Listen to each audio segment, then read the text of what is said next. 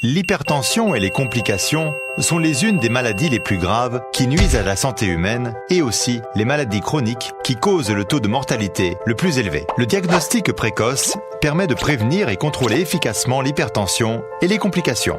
Ainsi, un sphygmomanomètre précis s'impose. La question nous est posée. Êtes-vous bien renseigné sur le sphygmomanomètre? Le sphygmomanomètre à mercure, désigné à la norme médicale de la mesure non intrusive de la pression artérielle, a été inventé en 1905 par Korotkov, médecin militaire russe. On l'a nommé bruit de Korotkov pour commémorer Korotkov. Le médecin enveloppe un bras de la personne mesurée avec un brassard gonflable qui est lié à un manomètre à mercure pour surveiller la pression à l'intérieur du brassard gonflable. Puis, il le pressurise quand la pression du brassard gonflable est inférieure à la pression systolique et supérieure à la pression diastolique. S'il y a une impulsion de sang, les vaisseaux d'artère s'ouvrent et se ferment. Le médecin peut entendre avec un stéthoscope les bruits de Korotkov qui se produisent au moment où les vaisseaux s'ouvrent. C'est le principe de la méthode de Korotkov.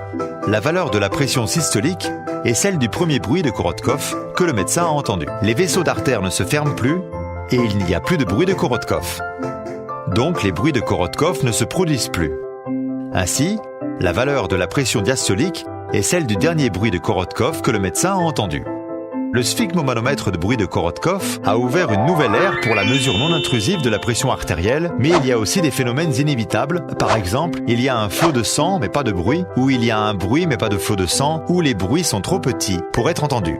De plus, les opérations complexes et les exigences professionnelles sur l'environnement de mesure, sur l'audition, l'acuité visuelle, la réaction et la vitesse de l'opérateur empêchent l'amélioration de la précision de mesurer. Le sphygmomanomètre de bruit de Korotkov, sphygmomanomètre à mercure, a une histoire de plus de 100 ans. On cherche sans cesse des méthodes de mesure plus précises et plus pratiques, mais toujours sans succès, même le sphygmomanomètre oscillographique. Donc les hôpitaux n'ont pas d'autre choix que de continuer d'utiliser le sphygmomanomètre de bruit de Korotkov, sphygmomanomètre à mercure. Jusqu'à 2012, a vu le jour la méthode de mesure de la pression artérielle par onde d'impulsion qui est plus précise que celle de Korotkov. Cela symbolise le début de la mesure précise non intrusive de la tension artérielle. Actuellement, on a déposé un brevet en Chine, en Corée du Sud, au Japon, en Russie, en Afrique du Sud, etc. pour la méthode de mesure de la pression artérielle par onde de pouls et on demande aussi un brevet international dans plus de 40 d'autres pays. Le brassard du sphygmomanomètre par onde de pouls consiste en 2 airbags et 2 conduits.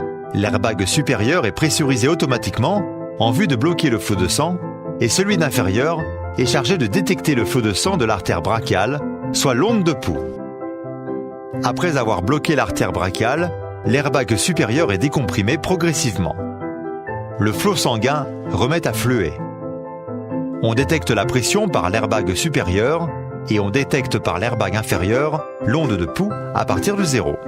Le sphygmomanomètre par l'onde de pouls permet d'avoir les données précises de la pression systolique à base des données des points différents de la pression de l'airbag supérieur et celle de l'onde de pouls de l'airbag inférieur. Il faut le voir pour le croire.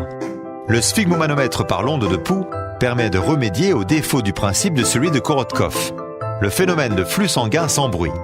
Quand la pression du brassard gonflable est inférieure à la pression systolique et supérieure à la pression diastolique, s'il y a un flux sanguin, les vaisseaux d'artère s'ouvrent.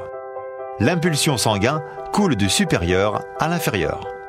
À cause de la décompression progressive du brassard gonflable, il faut moins de temps pour l'écoulement de l'impulsion du flux sanguin, ce qui aboutit à la constance. C'est le temps de transition. Au point d'inflexion entre la diminution du temps de transition et la constance, la pression du brassard constitue la pression diastolique. Le sphygmomanomètre par l'onde de pouls permet d'avoir les données précises de la pression diastolique à base des données du temps de transition et celle de la pression correspondante de l'airbag supérieur. À l'aide de mesures à base des points différents au lieu d'un point unique, le sphygmomanomètre par l'onde de pouls a réalisé la mesure continue pour le phénomène coupé. La précision est parfaite, jusqu'à 2 battements de pouls. En plus, il nous permet de se dépasser d'interventions humaines pour éviter l'erreur causée par la différence de l'audition et la vision individuelle. Le sphygmomanomètre par l'onde de pouls spécialisé dans la mesure de la tension artérielle.